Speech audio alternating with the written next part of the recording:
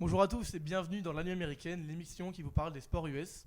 Autour de moi un plateau magnifique De légende. de légende avec Baptiste Casals invité on va dire. Tu viens nous parler de rugby. Ouais. Comment tu vas Baptiste? Bah écoute, super, je suis très heureux de participer à ton émission, Léo. Merci, moi aussi très heureux de t'accueillir. Bah, c'est très gentil. Trois autres de l'Année américaine, des chroniqueurs qui seront réguliers. Théo, Elsa et Sacha, comment ça va? Bah, Ça va Super. nickel. très heureux d'être là, avec un très beau plateau, comme tu l'as dit. Et le sommaire ça sera vos chroniques, le quiz et un qui suis-je avec un joueur NBA. Théo, je compte sur toi. Oui. Voilà. Du coup, on va commencer directement avec toi, Théo. Tu vas nous parler des finales WNBA qui ont eu lieu cette semaine et la semaine dernière. Alors effectivement, aujourd'hui, je vais vous parler de basket, mais pas de NBA pour cette fois, car il n'y a pas que les hommes dans la vie. En effet, ces dernières semaines, se sont déroulées les finales de WNBA, donc l'équivalent de la NBA pour les femmes, l'occasion pour nous de faire un retour sur ces finales. Alors ces finales, elles opposaient deux équipes avec une trajectoire complètement différente. La première équipe finaliste, c'est le surprenant Phoenix Mercury, porté par le talent offensif de Kalea Cooper. Elles ont été vainqueurs 3 fois de la compétition en 2007, 2009 et 2014. Elles étaient opposées à la meilleure équipe du pays ces dernières années, les Las Vegas Aces. Elles aussi 3 fois finalistes lors des 4 dernières éditions. Les Aces partaient donc logiquement grandes favorites et n'ont pas déçu puisqu'elles ont tout simplement sweep le Mercury. Alors sweep, c'est tout simplement qu'on met 4-0 en finale. Donc, Ça veut dire premier à beaucoup de 4. balais. Voilà, exactement. Balayé. Tu peux même traduire, c'est fort. Alors lors du premier match qui se déroulait à la Michelob Ultra Arena à Las Vegas, les Aces se sont imposés 89-86. Un match plutôt serré où la contribution du banc aura été importante. Quelques jours plus tard, toujours dans le Nevada, les Aces ont affiché lors du deuxième match une domination plus nette en s'imposant cette fois 91-78. Cette fois-ci, c'est plus les individualités qui ont fait parler d'elle avec 32 points pour Jackie Young et 28 points et 14 rebonds pour AJ Wilson. Le troisième match se déroulait à Phoenix, l'occasion pour le Mercury de revenir dans ses finales en vain. Ce fut le match le plus serré et indécis de la série puisque les Aces se sont imposés dans les derniers instants 90-88, toujours grâce à AJ Wilson qui était inarrêtable dans ses finales. Elle a marqué 34 points et capté 14 rebonds, dont le panier de la victoire à 0,3 secondes de la fin. Le dernier acte à Phoenix, encore une fois, s'est achevé sur un 97-86 sans appel. Un score lourd, certes, mais surtout un symbole, celui d'une équipe devenue machine, défense collective, transition tranchante, efficacité chirurgicale et bien sûr AJ Wilson au centre de tout cela. Tu l'as dit, c'est une femme qui a brillé pendant ces finales. Elle a survolé la série. Exactement. 31 points et 9 rebonds dans le match décisif, MVP des finales, MVP de la saison, meilleure marqueuse de la ligue et meilleure défenseuse de la ligue. Bref, aucun superlatif ne semble suffire à décrire la portée de son année. Elle devient la première joueuse de l'histoire NBA et WNBA confondue à cumuler ces 4 distinctions la même saison. Donc, même chez les hommes, ça n'a jamais été fait, donc c'est vraiment un exploit. À 29 ans, elle se contente plus d'être une star, elle est une institution. Son jeu, fait de puissance, de finesse et de constante mentale, évoque les grandes figures qui transcendent leur époque. Chaque tir mi-distance, chaque repli défensif, chaque rebond offensif semblait porteur d'une mission, asseoir définitivement la suprématie de Las Vegas. Alors il y a des saisons qui marquent un tournant et celle-ci elle en fait partie. Pas seulement parce qu'elle a inauguré la première finale en 7 matchs de l'histoire en WNBA, mais surtout parce que les Las Vegas Aces se sont imposés sans la moindre contestation. L'histoire retiendra peut-être que cette finale fut la première au format long, qu'elle s'est jouée dans des arènes combles, sous les caméras d'un public grandissant. Mais au-delà des chiffres et des records, elle symbolise un changement d'air pour la WNBA. Le jeu est plus rapide, plus technique, plus médiatisé. Les stars sont identifiées, les rivalités s'installent et la ligue s'impose comme une vitrine du sport professionnel mondial, féminin mondial. AJ Wilson, elle n'a pas attendu qu'on la compare, elle trace sa propre voie. Et à ce rythme-là, les Aces n'ont pas seulement marqué leur temps, mais les générations à venir. Oui, elles ont fait 3 finales en 4 ans, c'est ça? C'est ça, 3 finales, et là, cette année, un nouveau titre dessus. Et aussi, tu l'as dit, c'était les premières finales en 7 matchs, comme chez les hommes. Ouais. Donc ça prouve qu'elles peuvent tenir aussi longtemps que les hommes. Ouais, là, elles ont prouvé sur tous les tableaux que c'était la meilleure équipe de ces dernières années, clairement. Bien sûr, ça a été l'année la plus suivie en WNBA. Je ne sais pas si vous avez un peu suivi l'année ou au moins les finales, mais ça a été la plus vue de l'histoire. Et que ce soit niveau revenu, public et visibilité, ça a été l'année la plus incroyable de l'histoire de la ligue, la jeune ligue qui existe depuis une vingtaine d'années maintenant. Et voilà, donc c'était une super saison. Mais tu penses qu'elles peuvent enchaîner avec un nouveau titre, les Aces, ou pas? Bah là, quand on voit la forme individuelle, collective, avec leur coach qui a maintenant mis en place son système, je vois pas trop comment on peut les arrêter. Après avoir l'année prochaine si on a le droit à une surprise.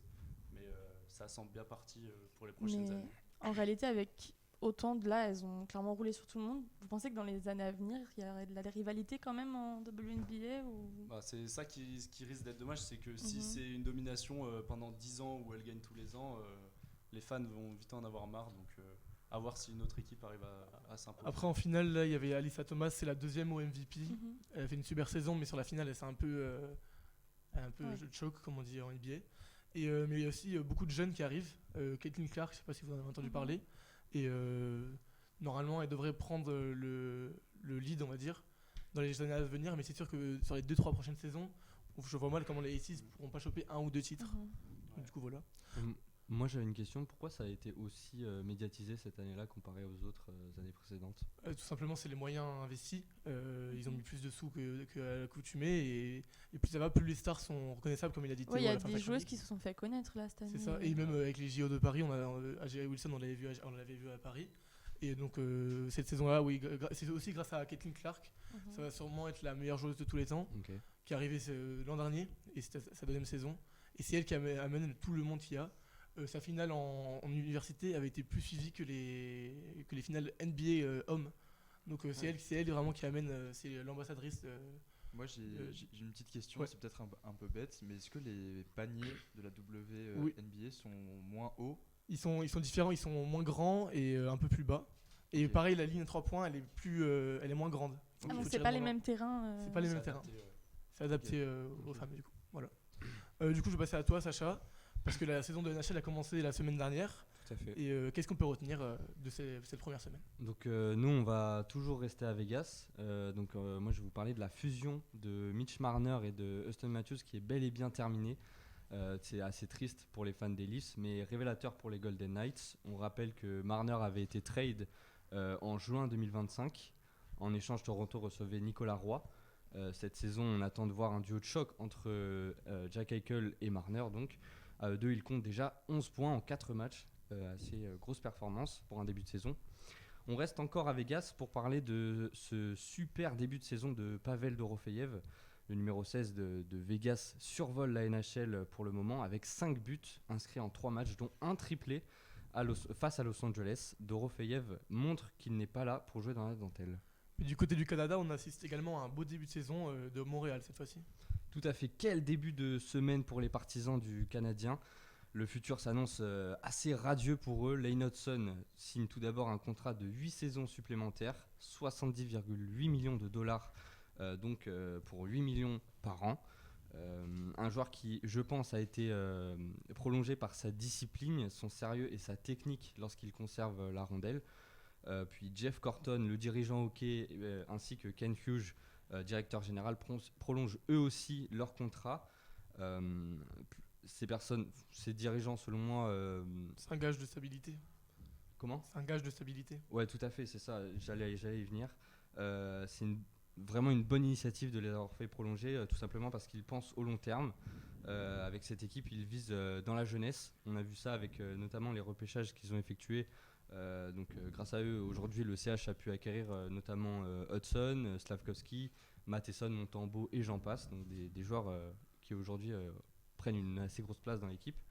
Donc leur but, c'est de créer une base assez durable avec des joueurs qui réfléchissent, qui ont un QI de hockey, qui sont là pour justement réfléchir et à installer un jeu constant et durable pendant toute la saison. Donc après quelques saisons difficiles, le CH marque enfin ses traces. Ils ont enfin trouvé une identité stable sous la direction du duo donc de Hughes et Corton. Et donc comment parler du Canadien sans parler de cette magnifique victoire hier face à Seattle. Victoire 4-3 en prolongation avec un super but en angle fermé. Ils ont accroché dans les dernières minutes la prolongation. Ouais, c'est ça. Magnifique but de Ivan Demidov à 1 minute 27, il me semble, de la fin de la troisième période. Et Cole Caulfield qui vient arracher la victoire dans un angle fermé, comme j'ai dit, assisté par Lane Hudson qui vient justement de signer son contrat. Et voilà, j'étais assez dégoûté de ne pas avoir pu regarder le match. Parce que c'est ton équipe J'imagine. favorite. Ouais, déjà, et en plus, du coup, le décalage horaire, hein, tous les Ouais, matchs sont à compliqué. environ C'est ça, avec, entre 1h et 4h du matin, donc c'est assez dur de suivre. Ouais. Mais moi, j'ai une question pour vous. Est-ce que ce serait pas la bonne année pour les Canadiens de Montréal?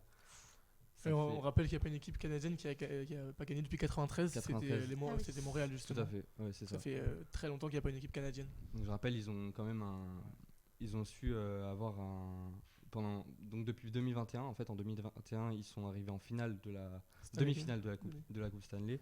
Et depuis, ils essayent vraiment avec du coup ce duo de dirigeants d'avoir une équipe vraiment stable et de créer une équipe qui dure au fil des années, avec notamment des repêchages très très jeunes, donc comme les joueurs que j'ai pu dire précédemment. C'est peut-être un peu tôt, mais en apportant un peu de stabilité Mhm. et en essayant aussi de construire une équipe, un style de jeu et de s'approprier une vraie identité. Je pense que peut-être c'est que possible, sur hein. quelques années, mais même prochainement, hein, c'est Mhm. peut-être possible. Ouais, Ouais. pourquoi pas y croire en vrai, hein. Puis je pense, comme tu as dit, s'ils arrivent à prolonger leur star et s'ils continuent à gagner des matchs comme ça, qui peut-être il y a quelques années n'auraient pas gagné dans les Mhm. derniers instants, c'est peut-être ce genre de performances qui vont faire la différence Ça donne un au boost championnat. de confiance, je pense, Ouais. pour tout le monde.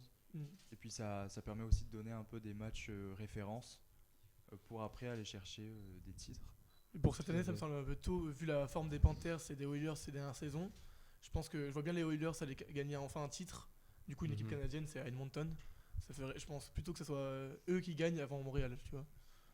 Je pense aussi, après, ce qui est beau avec cette équipe, c'est que c'est vraiment une équipe qui joue sur le suspense. Par exemple, l'année dernière, ils se sont qualifiés vraiment sur le ras du fil, c'est-à-dire qu'ils se sont qualifiés vraiment contre des équipes qui étaient vraiment. Il y avait un écart de points minime. En fait, Mhm. c'était, il me semble, les Rangers et les Senators d'Ottawa. Ils se sont qualifiés vraiment avec 2 points d'écart, je pense, comparé aux autres équipes.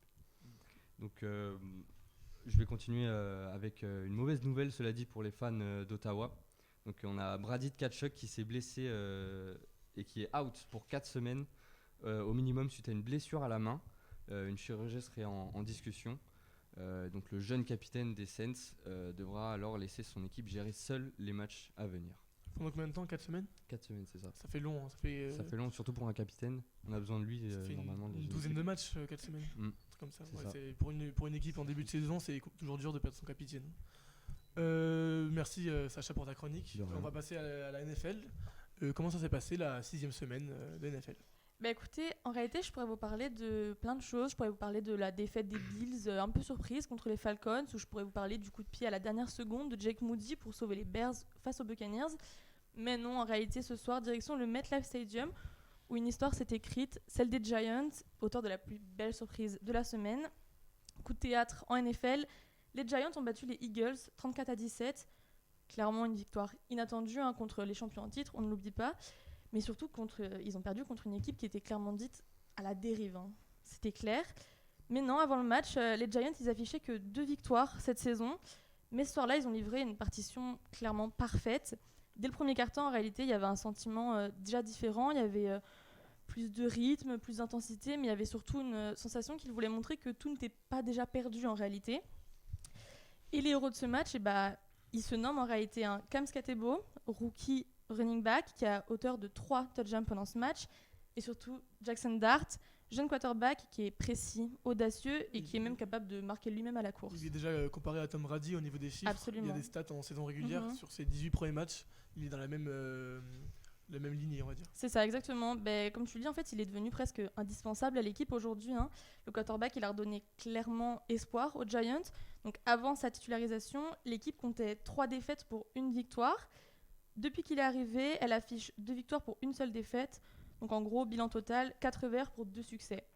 Les Eagles, eux, c'était compliqué, en fait. Jalen Hurts, il a été bousculé tout le match. L'attaque, elle allait clairement pas bien. La défense, elle a été dépassée tout le match. L'équipe a tout simplement perdu le fil au final.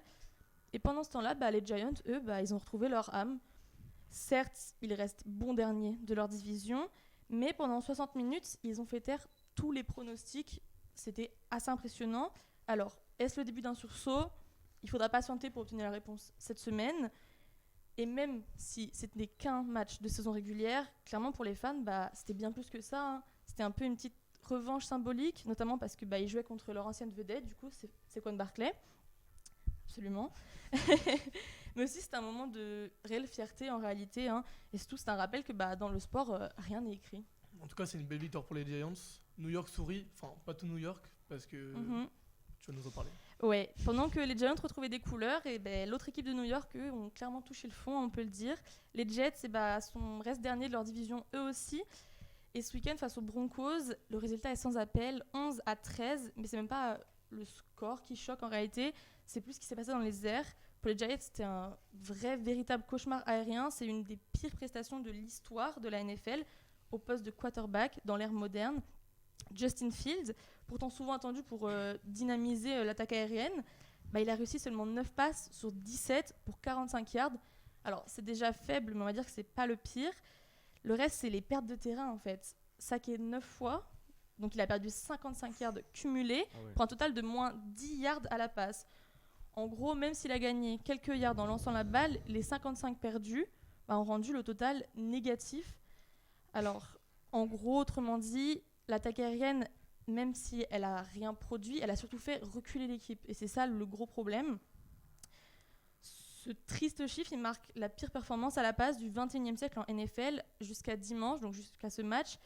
Ce record il était détenu par les Giants avec moins 9 yards. Et pour remonter un peu plus loin, en 1967, il y avait un autre record. Est-ce que vous avez une petite idée de combien ça pourrait être ? T'as dit combien là récemment ? Donc là, le nouveau record c'est moins 10 yards et l'ancien c'était moins 9 yards. Et donc il faut deviner celui qui était le plus gros des années du coup 1900. Moins 25. Moins 40. Je vais dire entre les deux, moins 30. Léo, je pense que tu sais. Moins 53. Moins 53 yards. C'est dur. Donc on est encore loin de ce record, mais ouais. pour l'ère C'est moderne de la NFL... C'est la moitié du terrain, quoi. Ouais, c'est ça, complètement. Ça pique. Ça pique. Mais dans l'ère moderne, les moins 10 yards que viennent de perdre les Jets, ça reste énorme, mais c'est sincèrement, c'est un peu... C'est la pire du 21e siècle. C'est la pire du 21e siècle et honte. c'est une honte, voilà, tout simplement. Mais est-ce qu'il faudrait changer de quarterback ou est-ce qu'il était juste en mauvaise forme ou Bah, changer ça fait justement de stratégie 6 en matchs, fait 6 défaites, donc Oui, c'est ça. Je crois qu'au bout d'un moment, sa faute à lui. Il y a peut-être un problème d'une équipe là, clairement. Ouais. Hein. Et du coup, vu qu'on parlait des Broncos, en fait, ils ont livré une prestation plutôt moyenne tout le long du match. Ils n'ont inscrit que 13 points. On pourrait aussi penser que c'est parce que clairement la défense des Jets était OK. Ils auraient pu marquer beaucoup plus. Hein. Mais leur attaque était moyenne et eux, leur défense était clairement pas au niveau. Et en fait, c'est quelque chose qu'on ressent beaucoup dans les matchs qui sont en Europe. Pour rappel, ce match il a été joué à Londres. Et c'est vrai que c'est assez habituel maintenant que les défenses ou même les équipes en général sont fatiguées peut-être, le jet lag, ou en tout cas, c'est souvent pas les plus beaux matchs qu'on voit en Europe. Et c'est assez dommage au final. On aimerait bien voir des super matchs, mais bon. c'est pareil dans le foot, hein, dès qu'il y a un match délocalisé, C'est ça. les équipes ne sont pas à domicile, elles sont moins motivées. Je pense que pour les joueurs, c'est des athlètes quand même, donc c'est peut-être pas la chose la Là, plus ça s'est joué dans le stade de spéciale. Tottenham, c'est ça? C'est ça. Ouais, exactement. Tottenham Hotspurs, C'est je ça, dis bien. Exactement, à Parfait. Londres. Génial, absolument. Du coup, malheureusement pour les Jets, ce match, en fait, c'était un peu un signal d'alarme, mais c'est surtout qu'il faut qu'ils se reprennent vite. C'est une urgence absolue parce que leur prochain match, c'est contre les Panthers ce week-end. Et je pense que ce match contre les Broncos, il va clairement rester en mémoire. Et il va falloir vite qu'ils retrouvent un peu de force et un peu de pouvoir pour la fin de la saison quand même. Tu nous as parlé de New York. Est-ce que tu les vois aller au moins en playoff et peut-être loin en playoff? Parce qu'on le rappelle, en NFL, c'est un match gagné. Tu gagnes ton match, tu vas directement au tour suivant. Il suffit de gagner 5 matchs pour gagner le titre. Si tu es en forme sur 2 mois, tu peux gagner. Alors, Même si tu n'as gagné que 8 matchs en saison régulière. Pour les Jets, ça va être compliqué, Non, les Jets, je pense. Alors, les Giants. les Giants, j'aimerais bien. C'est compliqué peut-être à imaginer encore. Mais c'est vrai que oui, au moins playoff. Après, avec un nouveau quarterback, ça serait beau pour le c'est ça quand même. renouvellement Surtout de que là, il y la a un ligue. vrai changement quand même dans l'équipe depuis l'arrivée du coup Jackson Dart. Et t'as l'impression de voir pas une nouvelle équipe, mais un nouveau souffle quand même qui les pousse. Et moi, j'aimerais bien. Ouais, ce serait cool de les voir quand même évoluer et de voir ce qu'ils peuvent donner aussi dans des matchs les playoffs. La semaine dernière, j'avais demandé à tout le monde son favori pour le Super Bowl. Du coup, je vais refaire le tour plateau. Théo, t'en penses quoi? J'aurais pas de favori, mais moi j'aimerais bien aussi voir les Giants briller un petit peu. Parce que, comme Elsa l'a dit, battre le premier, même si c'est un match de saison régulière, Mhm. c'est pas anodin. Et puis surtout avec l'arrivée de leur nouveau Tom Brady, bon, peut-être que ça sera pas Mhm. pour cette année, mais j'aimerais Mhm. bien les voir briller. Baptiste, tu penses que les champions en titre vont faire le doublé peut-être? Non, moi je vois bien les Eagles Chiefs. C'est les C'est les champions en champions titre. titre. Ok, j'ai un peu- Mais j'ai du mal, ça bluffe. donc tu vois bien un back-to-back. Ouais, c'est Ouais, ça. c'est ça. Et ça, t'en penses quoi? C'est compliqué. Moi, je pense qu'il n'y a pas vraiment photo que les Eagles ils sont repartis pour une année, clairement, pour le titre. Hein. Mais bon, ce serait dommage, je pense, de les revoir contre les Chiefs. J'aimerais bien voir quelqu'un Tu veux d'autre. pas les Chiefs de Patrick Mahomes Non. revenir Non. après? J'aimerais bien voir les Buccaneers, mais voilà, c'est compliqué à voir. Sacha, t'en penses quoi? Moi, je pense, déjà en toute subjectivité, je verrais bien les Giants aller au Super Bowl juste Ok. parce que je vais les voir en décembre. Mais, Ah oui. Avec ça. Wow. et non, America. plus objectivement, je pense les Eagles seront peut-être sur un back-to-back. Ok. Bon, merci pour vos pronos. On va passer à ta chronique, Baptiste. Tu vas nous parler d'un sport qu'on connaît tous ici, le rugby. Tous ici en Europe, en France, on le voit tous les jours. Ouais, c'est sûr. Mais aux États-Unis, on ne dit pas rugby États-Unis. Mais t'as raison, c'est vrai qu'on s'attend pas forcément à parler de rugby dans ton émission, Léo. Mais alors pourquoi on en parle maintenant?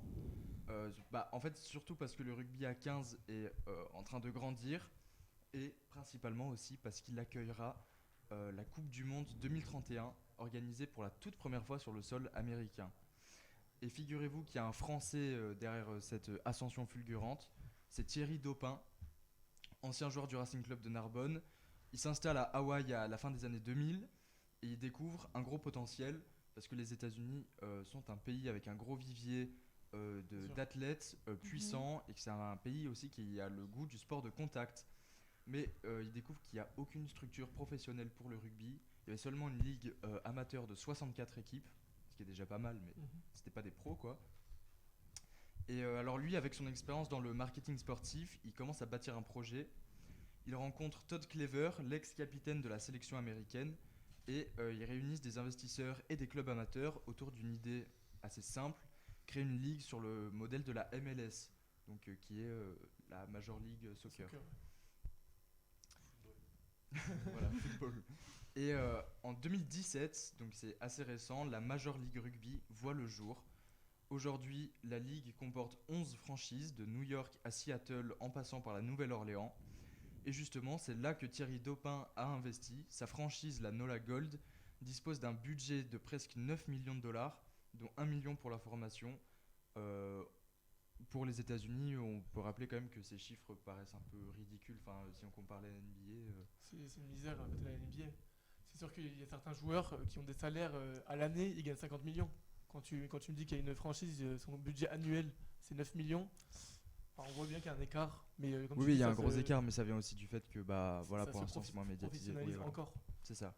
Et alors, en fait, la majorité aussi des joueurs américains, du coup, sont désormais professionnels. Et dans cette ligue, la Major League Rugby, il y a énormément de Français. C'est des gens qui n'arrivent pas forcément à faire carrière ni en top 14, donc le principal championnat français, ni en Pro D2, qui est la Ligue 2, et qui partent aux États-Unis à la MLR pour essayer de faire carrière, de trouver un petit peu leur voie.